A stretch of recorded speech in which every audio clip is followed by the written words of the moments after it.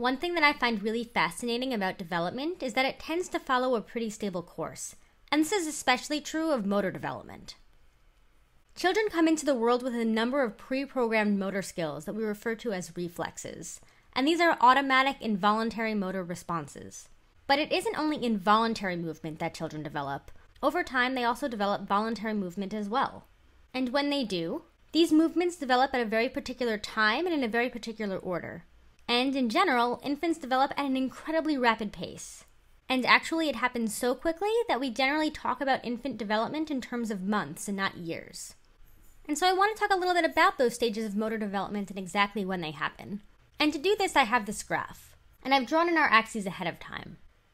So on our x-axis, we have age in months. But I've also put some years on there. So 6 months is half a year, 12 months is a year, and 18 months is 1.5 years.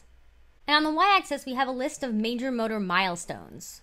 And we usually think about motor development in terms of these motor milestones. And as you might expect, motor development moves from the simplest movements first and then ends with more complex movements. And the first major milestone happens between 2 and 4 months. And this is when infants can lift their heads up on their own and hold their chests up with arm support. Also around this time, from about 2 months to 5 months, children also gain the ability to roll over. Once that milestone is reached, the infant is next able to sit up without support, and that happens during about 5 months to 8 months. And around that same time, from about 5 months to 10 months, they gain the ability to stand while holding onto furniture or people for support.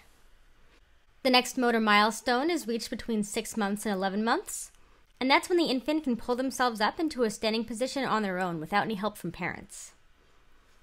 And then between 7 months and 12 months, so 7 months and 1 year, children begin to be able to crawl. And between 7 months and 13 months, they also begin to be able to walk while holding onto furniture. Most kids figure out how to stand up while on their own from between 10 and 14 months.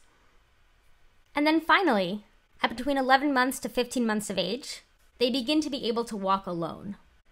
And all of this happens in a year or just over a year, and it is really incredible when you think about it.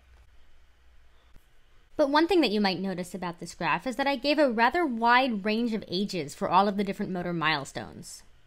Because according to what I've written here, it seems that some children might be able to walk with support, before other children who are a few months older than them might be able to crawl.